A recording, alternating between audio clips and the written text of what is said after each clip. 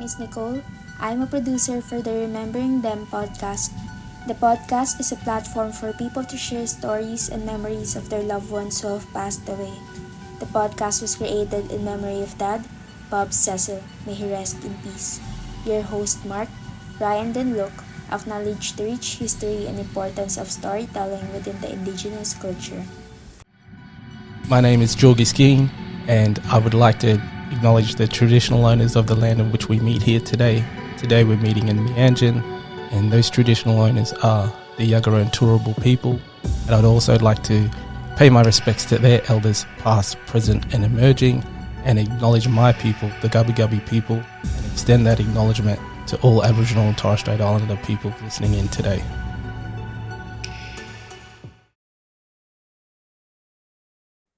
Hello, Luke and Ryan. Welcome back to the podcast. Hey guys, full house. Morning. Full How are we? house. When I say we, the listeners have probably been missing you both. They've been stuck with me the Stop last it. couple. Stop it. Well, Hasn't especially been- you, Ryan. Where have you been? Yeah, I've been around. I just, didn't want to dilute the quality of the program by being here too much. You pick and choose when to dilute it. Keep it pure, Let's- just you.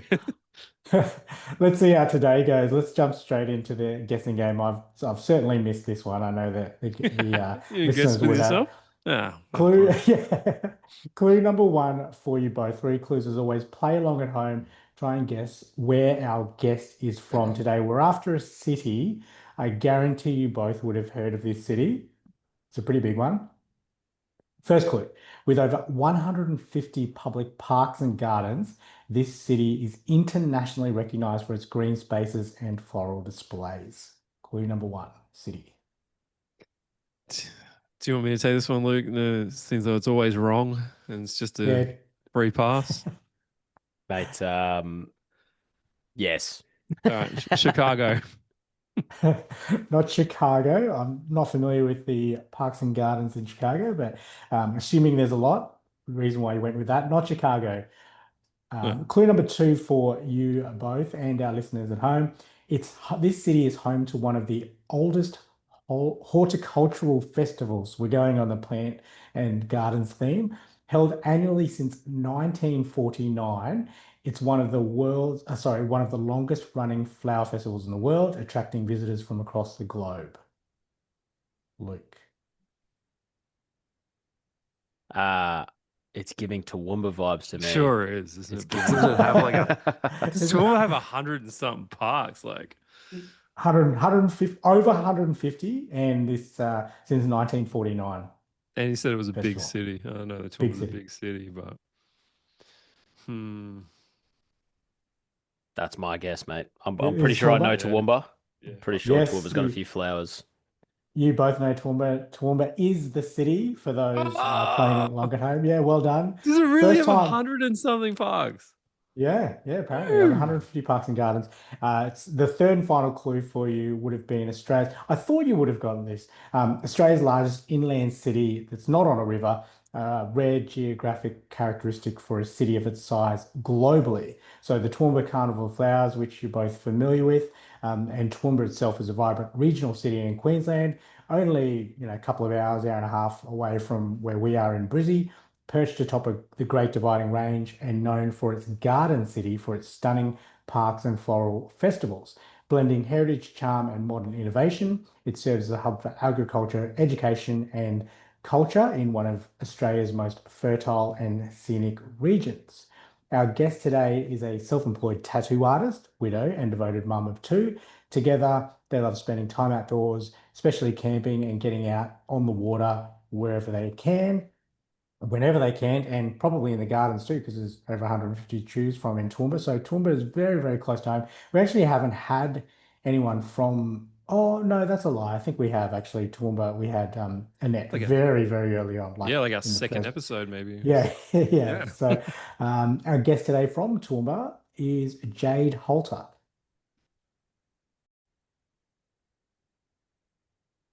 Welcome to the podcast, Remembering Them podcast, officially, Jaide. Thank you very much for joining us from up on the range in Toowoomba, a couple of hours away.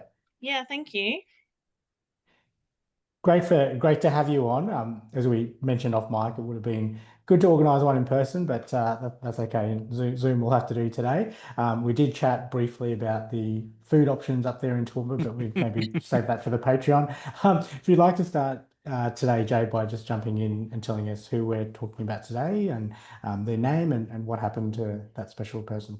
Yeah, so we're talking about my late husband, Adam. He passed away in a motorbike accident on the 9th of March, 2024. So we've just gone 20 months since his passing. And yeah, that's who we're talking about today. So yeah, super recent as well. And how old was he? And He was what? 34. We've got 2 kids. He was an electrician and a refrigeration mechanic. Super positive, uplifting guy, and it's definitely left a mark on a lot of people's souls. Yeah.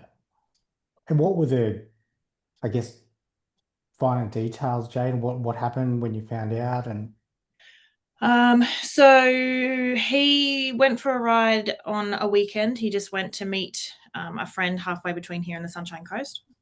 They sort of rode together, met halfway, rode around for the day, and then he was on his way home. He just came around a bend and the bike came out from underneath him and he collided with an oncoming vehicle. Nobody else was physically hurt in the incident. It was just Adam, and he did pass away at the scene. So it was very sudden, very traumatic, very just gone. That was it. So yeah, on that day, he was due home, and he was always on time. And 20 minutes had sort of passed before he was meant to be home, and I knew that something was a bit off.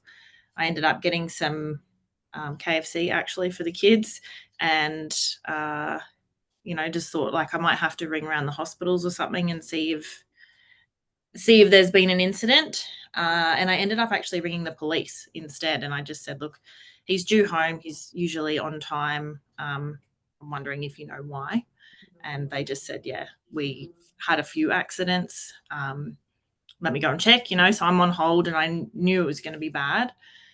They got back to me and said, yeah, he has been in an accident. Are you home? Is anybody with you? Someone's going to come and talk to you. And I knew then that wasn't going to be good. They didn't tell me where he was in hospital for me to go and see him. His brother was here with me. He'd come to visit. He hadn't seen his brother for 8 months. And he actually did get to see him for about 5 minutes before he left for his ride. So that was really, really wild. I do have things on my own Instagram about the hindsight things, and that's a whole nother journey of like things that sort of led up to that day that make you think, wow, maybe this was all sort of coming and we just didn't know it. But yeah, that night's all a bit of a blur, really. When the police came and, they said, we're here to tell you what you don't want to hear. Yeah, and I think everything from then just turned into a blur, but I'm naturally a very logical, analytical thinker, and I just kind of went into like focus mode, like, holy crap, this is bad. I think I actually thanked the policeman. I was like, thank you for telling me. And I just said, I've got to go and talk to my kids. How old are the kids, Jay? They were 10 and 3 at the time. So they're now 11 and 5. And yeah, I went in and told my 10-year-old. He knew that something had happened because I told him that the police were coming to talk to us and I'd asked him to stay inside. And yeah, I couldn't get the words out other than he's not coming home. Like he's like, is he in hospital? And I just said, no, like he's not ever coming home. And it actually took me weeks before I could say he died, to say those words. Like when I told people, it was just he's had an accident and he's not coming home. And yeah, I still only recently just wondered, I don't know when I told my daughter. She was 3. She was in the bath at the time, living her absolute best life. There was purple coloring in it. She's floating around, And when she got out, she asked me why everybody was sad. Why were we all crying? And I just said, we're sad because Daddy's not coming home. And she just said it's okay and gave us all a big hug. But I don't know at what point I actually really explained to her what was happening. It's sort of, like I said, it's all a blur. Really the first 12 months is a blur, but particularly those first few weeks. Did she, and I ask this because it's fairly close to home age-wise for me, family-wise, with a 3-year-old. Did she then continue to, sort of every now and then fall into, where's dad? Yeah, I think realistically only in the last maybe couple of months she's really realized the gravity of, what's happened. But she did go through phases. When it all happened, my best friend and her 2 little girls moved in with me, and they were here for 9 months. So I think in that time, my daughter had a lot of distraction. She had 2 other kids to play with and keep busy, and it was often bedtime when she'd get quite sad, and she'd want daddy to come and tuck her in, and when's he coming home, and I just miss him, and I just want him to do it. And it was really difficult for us because I didn't know what to say to her. I just said, like, we want him to come home too, but he's not coming home. And she didn't seem to necessarily be processing it. And then the last maybe 6 months, she'll just come up to me randomly and tell me she's not having the best day ever. I'm like, well, why aren't you having the best day? She said, well, and it's because daddy's not coming home. And she recently asked me if we get to have 2 lives. And I just said, well, I don't know. Some people do think you get 2 lives. Maybe you come back as your favorite animal or something like that. And she said, no, I want to have the same life. And then, she just says to me, daddy's been gone a really long time. I hope he gets his second life soon. And I've got to break it to her that he's not coming back in this life for her. He might get another life some other time, but she just doesn't quite understand. I don't even really understand it. It's so hard. And the grieving process is so messy and so not logical. Like I said, I'm a very logical brain person, and I thought there were these 5 stages, and you'd go through the stages like a checklist and then get to the end and you'd be at acceptance and it's okay.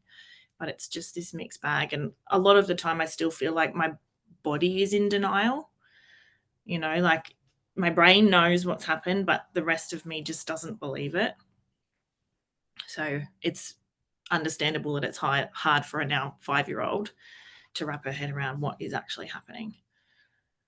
Still very early for you guys too, isn't it? Like, yeah, it I does think- definitely. yeah. But also a long time. It's such a strange, like, time is just this immeasurable thing. It feels like it's been a couple of days. It feels like it's been a couple of weeks, and then sometimes it's feel like it's been 10 years. Mm. We haven't seen him for so long. I think that's sort of like, any path is rarely linear, and I feel like grief is also the same, because it probably has bigger highs and lows.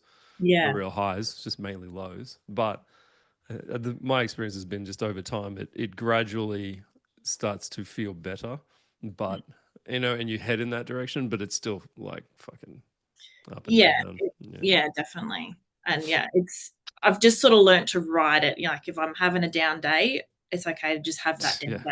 Just be down. Like you don't have to pick yourself up. I've always been relentlessly positive and, being able to hold that mindset no matter what I'm going through. And for a long time after he passed, it was, I felt this pressure to just keep positive. And I have used dark humor a lot through this process. And it's not for everybody. It does make a lot of people quite uncomfortable. But I think that's, my positive outlook on life balances with the dark humor. And Adam was very much the same. So I don't feel like I'm being, disrespecting him or anything by making those jokes at his expense. I think it's part of however you're um, going to cope with it, or will help you. And I think there'll be other people that resonate with that as well, Jade, and that others that are feeling differently, then that's fine. They'll grieve or take things in their own perspective and deal with it that way. So I think you can confidently, I think based on the conversations that we've had in the past, continue to do whatever works for you, and that might be different to someone else. What has that You mentioned briefly then the grief journey that you've been on and those highs and lows. What has that been like? And on the back of that, if you had any advice for people that may go through something similar to yourself with a a very sudden loss of someone close to them, what advice would you give to them with their own grief journey? Um, I think one of the most important things that I've learnt, they say there's no wrong way to grieve. And to a degree, I do believe that. But I also think that on the flip side of that, there's no wrong way so long as you are actually grieving. You can't go through a grief journey and stuff it down and just try and get to the other side. The only way to get through grief is to grieve. And no matter how that looks, so long as you are actually doing something to grieve that person, I think that's what's important. The first year for me was very busy. It was sort of 6 months of relentless paperwork, and that felt like a full-time job in itself, just getting across everything and canceling things and um, getting all of those ducks in a row. That was about 6 months solid. Um, I didn't go back to work until about 7, 8 months.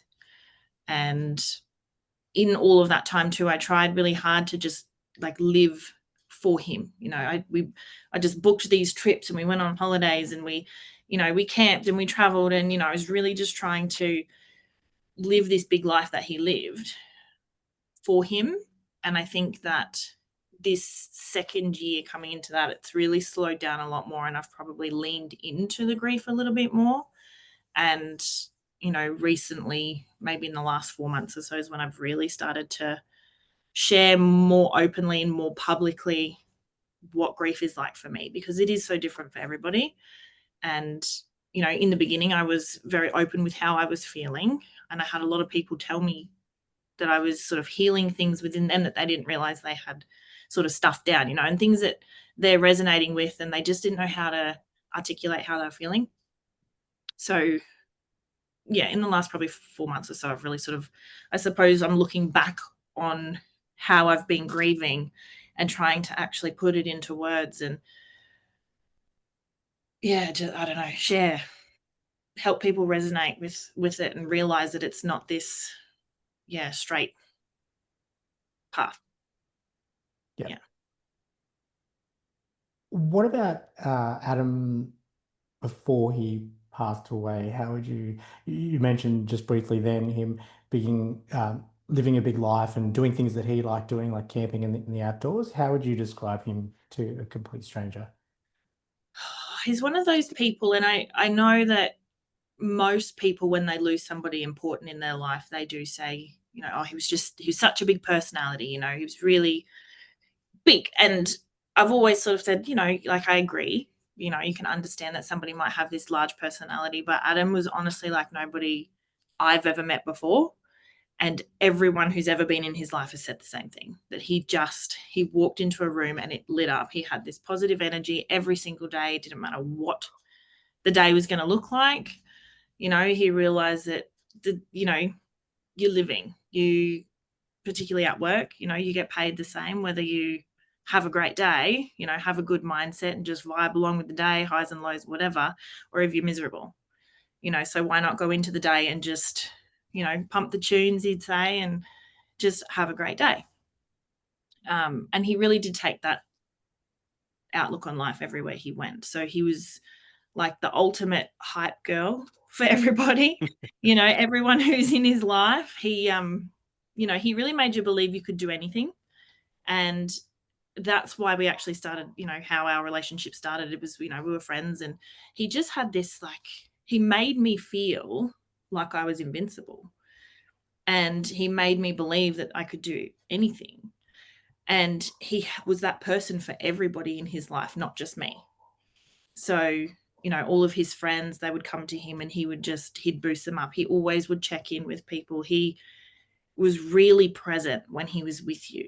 He wasn't distracted by technology and things. Like, it was you and him, like, he's there, and he sarcastic as all hell.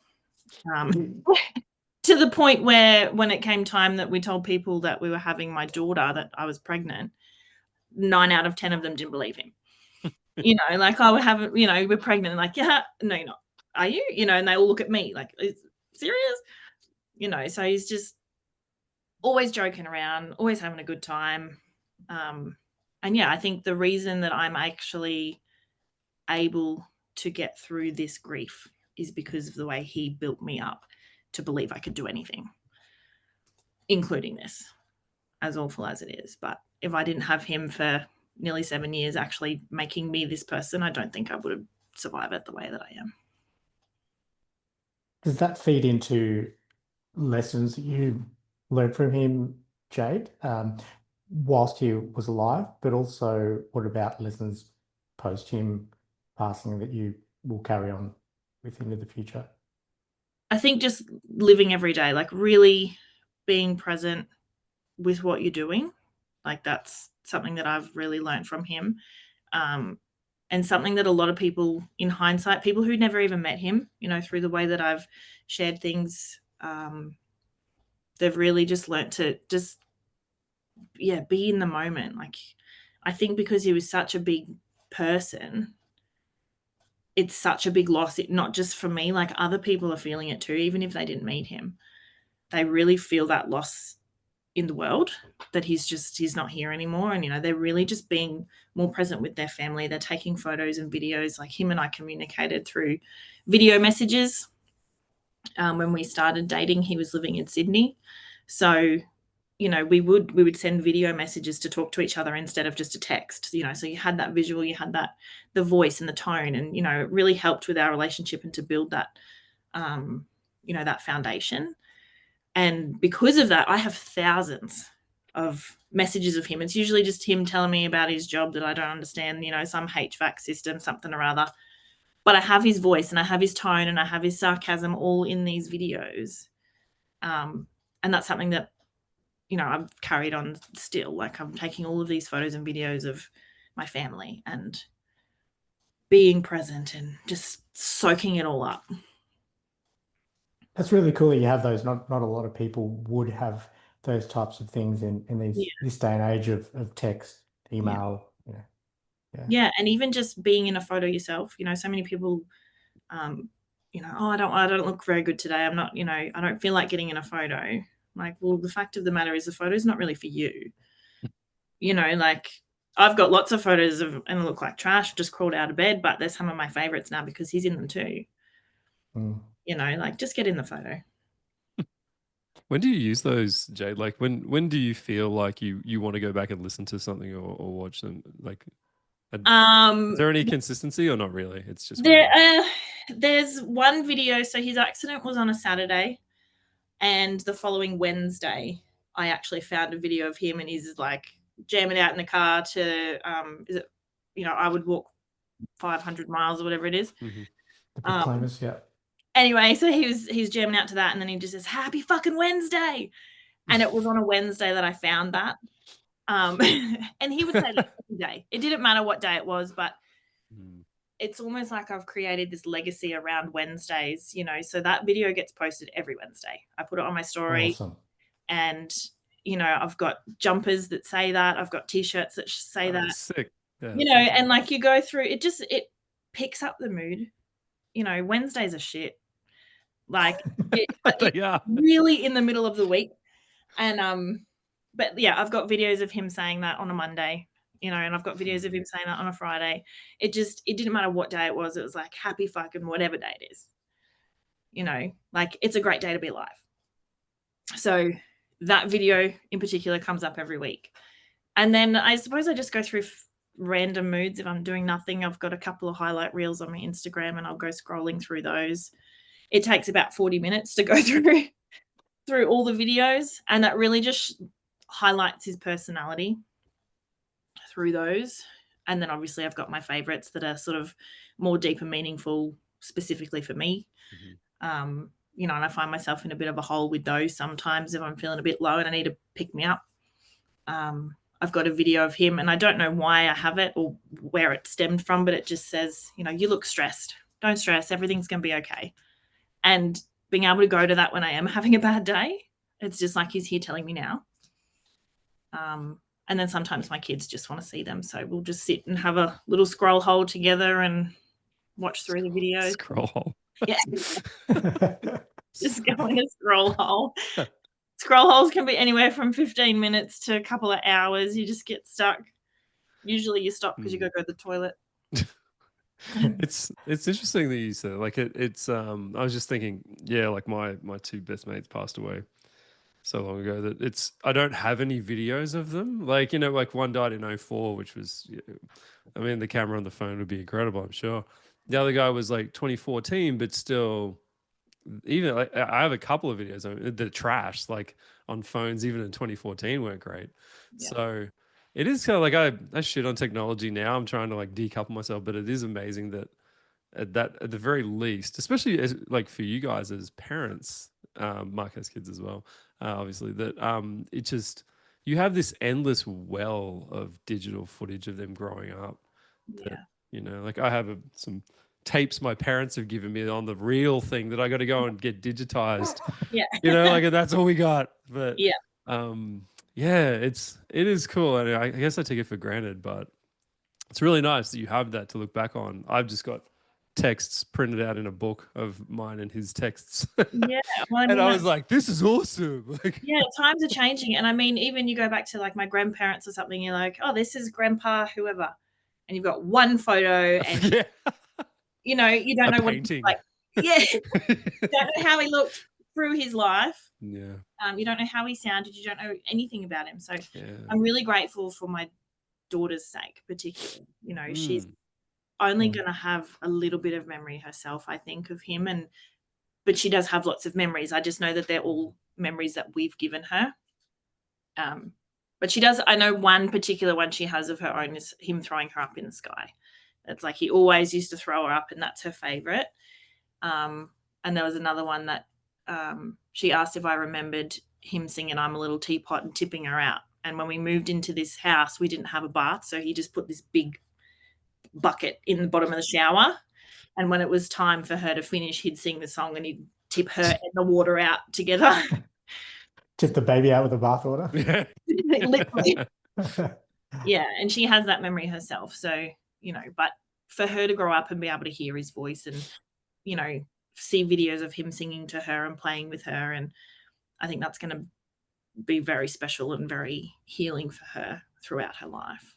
It's just kind of like a tech nerdy question, but like, where do you keep those like videos and stuff? Everywhere.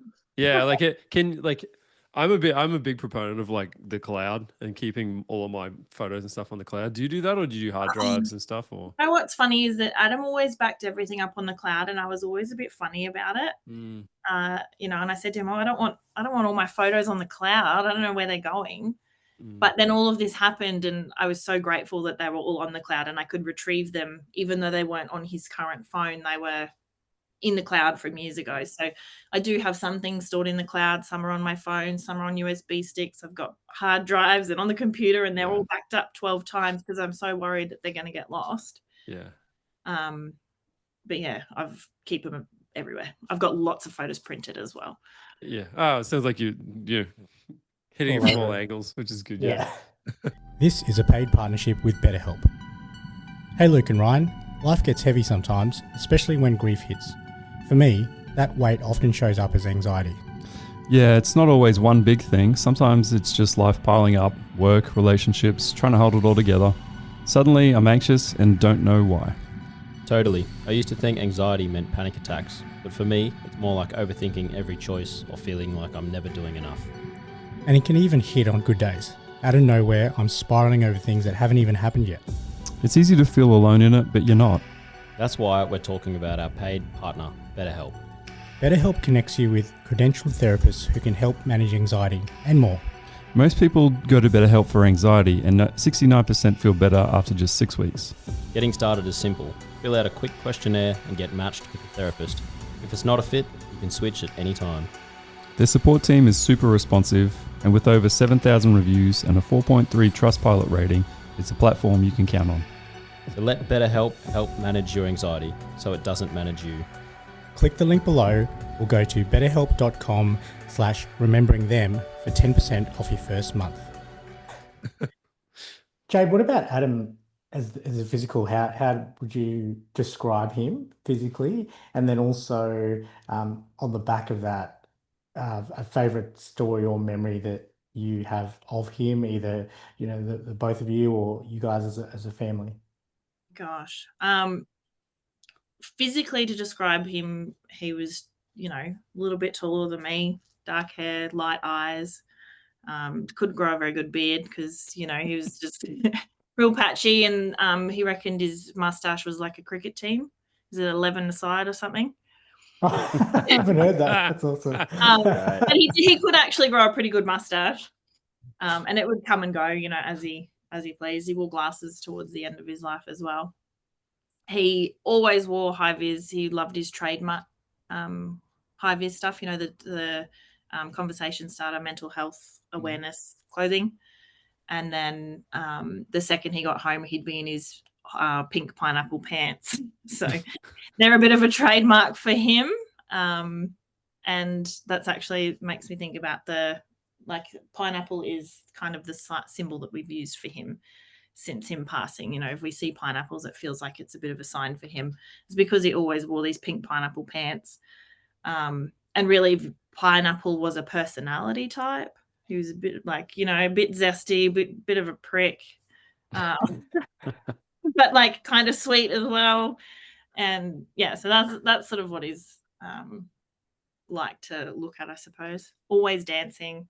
Didn't matter, in the lounge room, in the kitchen, while he's working. And if he wasn't dancing, he was having a quick nap.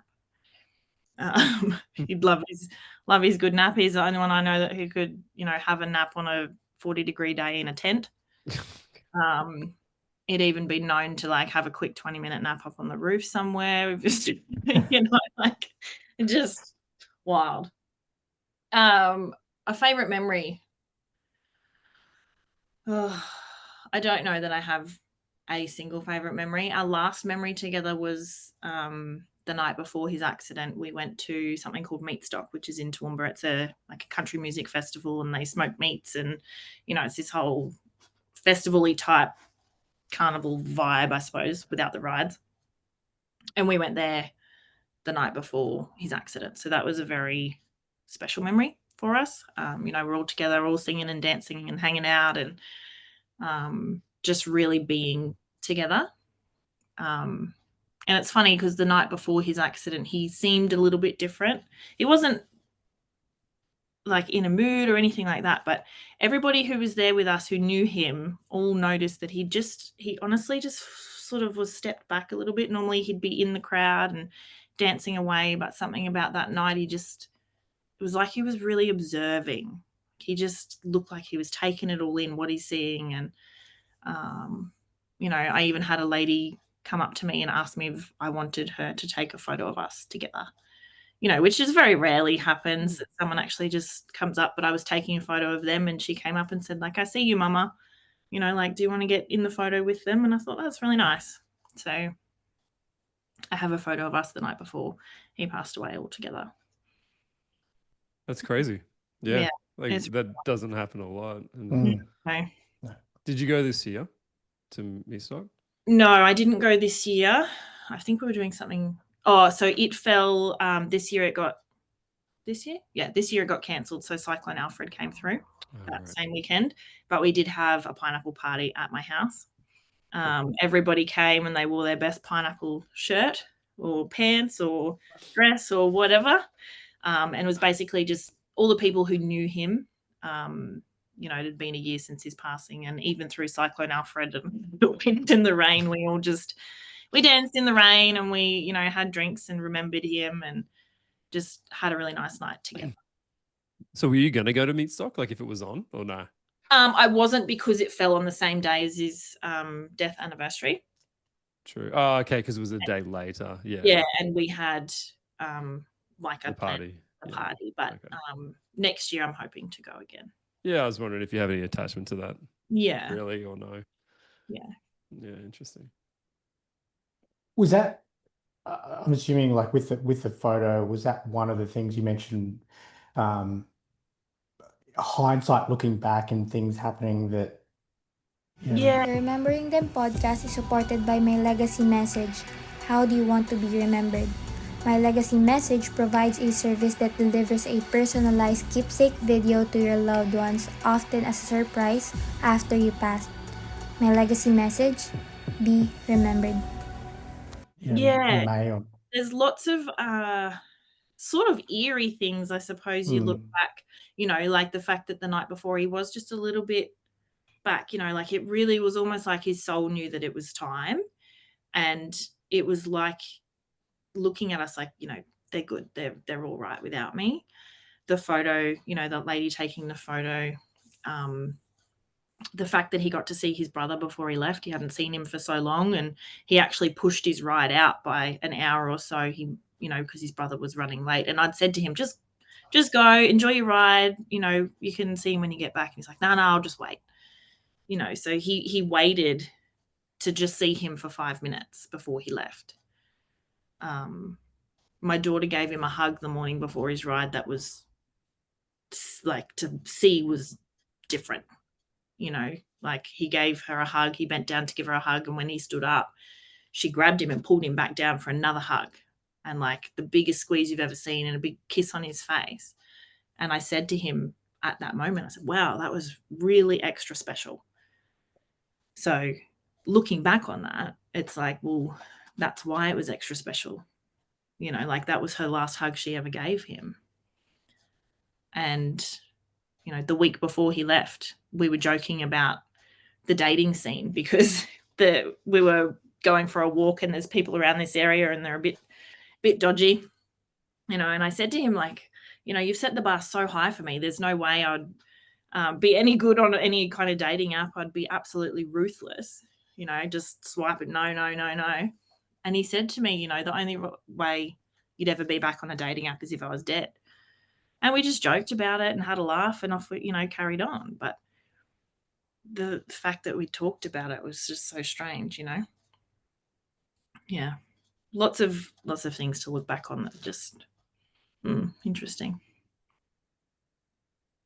Yeah, I think it's one of those things where we're certainly not saying, look out for those signs and something bad's going to happen, but it's also, I think what you mentioned before around, it's a little bit of a cliche, but living your life to the fullest and not taking those little things for granted, those special moments, whether it is a hug or a picture, Yeah. when you're out and about as the family. Yeah. There, you obviously you've had the party, and you've got all the wonderful videos, video messages, whether that be for you personally or you and the kids or family members. How do you stay connected to Adam, in the now, and then also preserving his legacy going forward, or are there plans to do things? I think that, talking about him all the time, he's never been a topic that we don't talk about. I know that's something that, I'm passionate about, healing out loud, and I don't want him to be forgotten just because he's not here.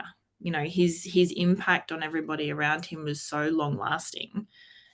I talk about him still as if he is here, and I'm still mixing up the he is and he was. Sometimes it comes out like he is funny, he is sarcastic, and then others like he was an electrician. I think just keeping him in the conversations, just because he's not physically here doesn't mean that we're going to stop remembering him, stop remembering what he was like and things that he said. And, I channel his energy a lot, even just what would he do in this situation? I knew him so well. So that helps me through all sorts of decision making that I've had to do. What would he say? And I know what he would say. So that helps me feel like I'm making a decision with him. Because it's a very difficult thing to go from having that person that you can bounce off and make decisions with and things like that to then just having to do it all on your own. Yeah. So I think that really that makes sense. We have a lot of guests who do. I can't remember who it was recently, but someone was saying that they would often say, "What would their loved one do in that situation, or what yeah. would they say?" Around sayings, is there something that apart from the happy whatever day it was, is there anything that Adam used to say or do that, reminds you of him, apart from the pineapples and those little sayings? Yeah, he was always living the dream. Didn't matter what it was like, how's it going? It's living the dream. So anything living the dream now feels like it's, very on par with Adam. And Oh, Oh,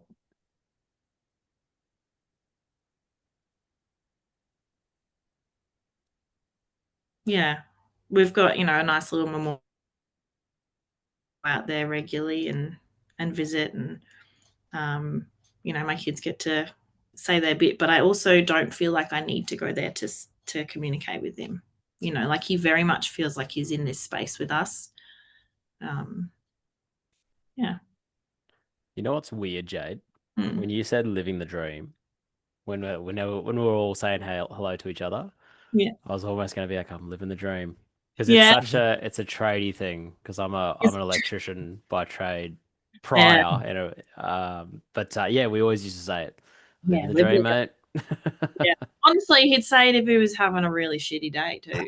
Yeah, and He that's was been my morning, so I didn't want to be too sarcastic with it. Yeah, Yeah. is it a sarcastic thing to say, or Yeah. is it just like, what is it? What context?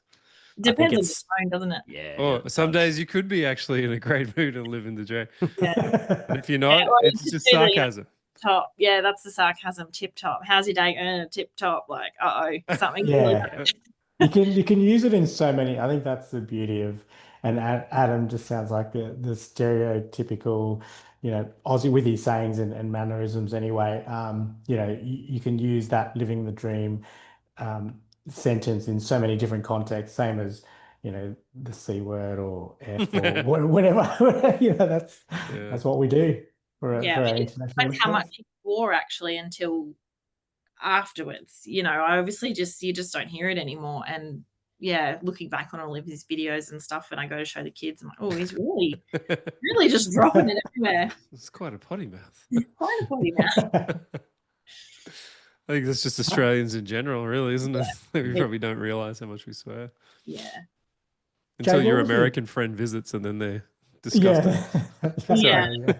It's funny actually because his best friend has moved to America and married an American lady, and it was quite an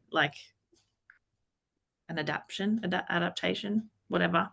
She had to adapt to his swearing, and Yeah. then learning Adam, and she did get to meet him a handful of times, and just the Aussie way, I suppose. Yeah, it's very different to Americans. Jade, you mentioned before the morning that your daughter got to say kiss and hug him and Yeah. go in for seconds. How would you describe Adam as a dad? As a dad, he was just totally present. Like he was never too busy for the kids. Like if she wanted something, he was all there. He's got his nails painted, he's getting his makeup done, he's getting his hair brushed, he's jumping on the trampoline, he's kicking balls, he's got, cardboard sleighs he's made out of the Christmas cardboard, and he's running up and down the street with them. He just honestly like an ideal dad. He was that. Whatever you would want in a dad, he was that. And partner too, by the sounds of it. Yeah, it's really annoying. Sounds great.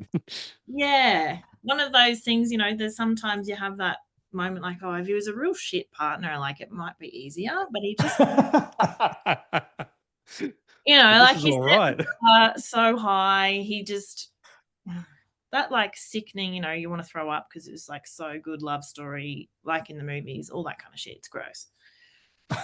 That's Yeah. brilliant. Jade, I have one final question for you for the main part of the podcast, guys, unless you guys had something you didn't want All to good. All hold yours, back for the mate. Patreon. No, right. Jade, you mentioned before, and pre-warning, this is often our most difficult question, the last one. But you mentioned before thinking about, coming to a decision and what would Adam say? If Adam was in front of you today, what would you say to him? What would I say to him today? Like, is he back or is he just popping in real quick for a He's back. Yeah. He's back. I'd be pissed off. How dare you?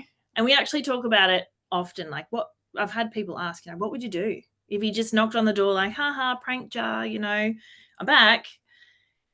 And I don't even know if there would be words. It would just be this all-encompassing emotion of everything you've ever felt. There's going to be sadness and joy and anger and disbelief and everything all rolled into one. Like, how? And I don't even think there'd be words. I'd probably just fall to the ground and like, what?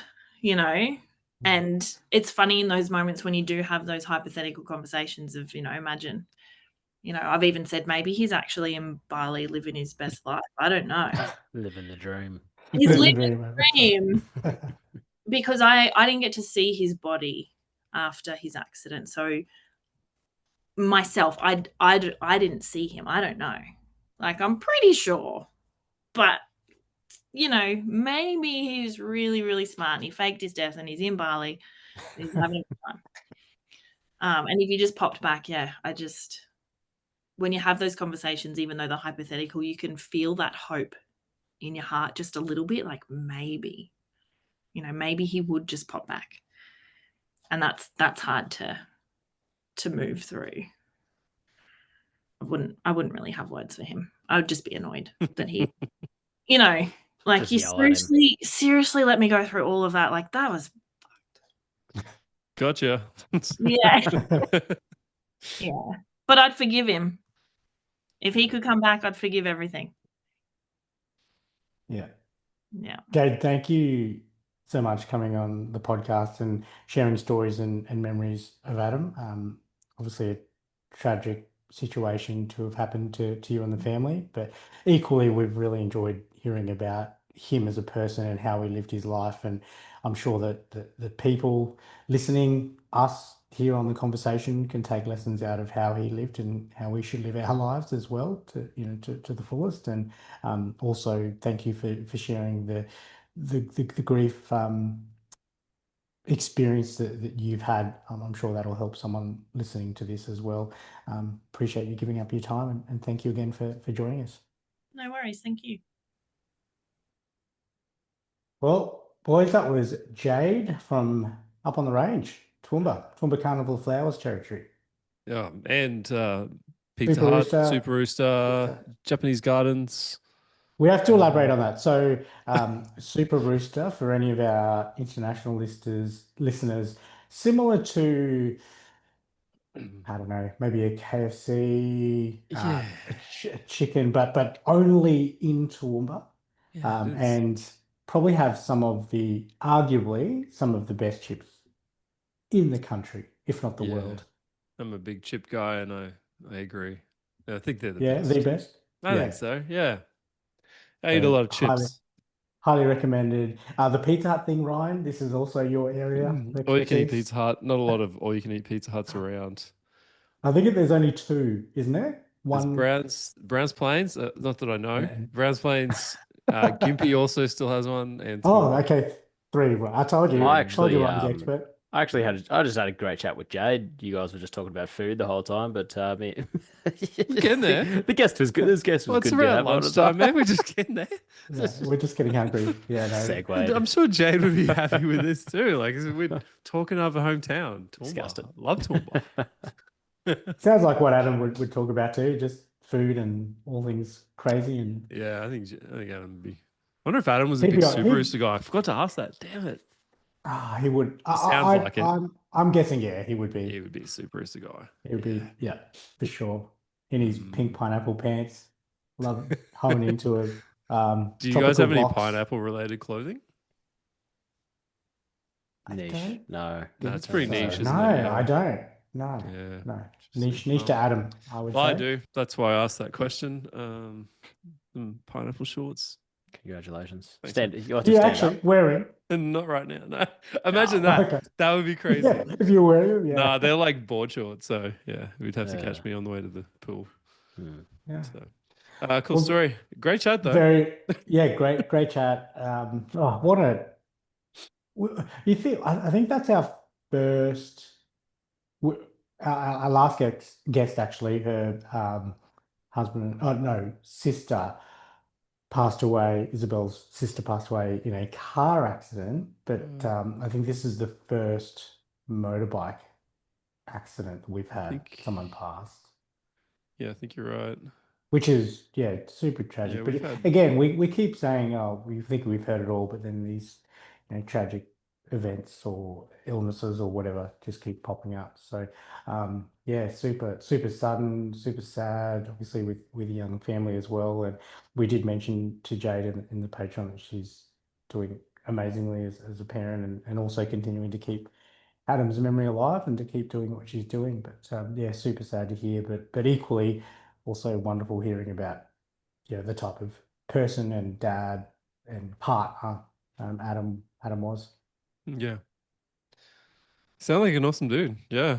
Could do with a little hype man like that every day. Yeah, we all could. Let's go. So, yeah. I'm gonna drag myself out of bed. Happy with us today. Happy Monday. Happy fucking Monday. as Happy Adam would fucking say. Monday, yeah.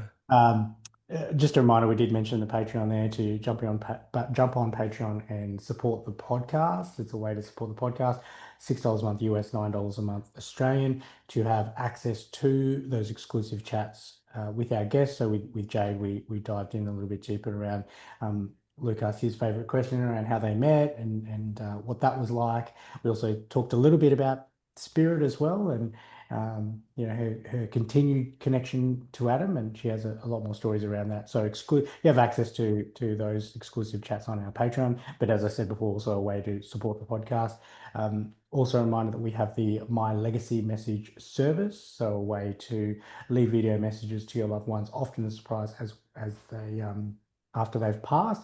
And fortunately for Jade, she mentioned all of those video messages that they have that she has of Adam. I think it's really cool and probably very, very different to a lot of couples that she has those. They communicated via video messages, so she now has them as a library, which is awesome. I think it's really cool. So mylegacymessage.com.au to check out that service and another supporter of the podcast. Speaking of supporters of the podcast, reminder we have the BetterHelp partnership as well, betterhelp.com/remembering them. 10% off your first month's membership with them to speak to a credentialed therapist should you need it. Quick reminder to follow us on all of our socials, Instagram, Facebook, YouTube, TikTok, Instagram, our main one. So jump on there to have a look at all of our content and please share this episode with Jade if you think it was great, which we all do, everyone on this call, but also share it with any family, friends, colleagues, anyone that might need to hear her story and any of our other previous episodes as well, and jump on whatever your preferred platform is and give us a like and a share and a rating, most importantly, 5 stars ideally, so we show up on anyone that's searching for a grief-related conversation. That would certainly help us as well. And that's free. Jump on and do that. 5 stars. Thank you both. Thanks, guys. Great conversation. Thanks, boys. As always, looking forward to the next one. Great having the A team, all 3 of us on. Maybe. A-team? Would you say, like, if you add us, are we the A? Or does it just drag you down a little bit? No, I think, well, open to interpretation. Our regular listeners jump on and let us know. Everyone's different flavors, Yeah, exactly. Thank you both. Looking forward to the next chat with Bye, whoever's on. guys. Thank you, boys. Happy fucking Monday. Love you. Happy fucking Monday. The Remembering Them podcast is created for entertainment purposes. Mark, Ryan, and Luke are not licensed mental health professionals. If you would like to discuss your mental well-being, several resources are available in Australia. Information about these services are available in the podcast notes. Please take the time to contact your loved one today and tell them how much you appreciate and love them.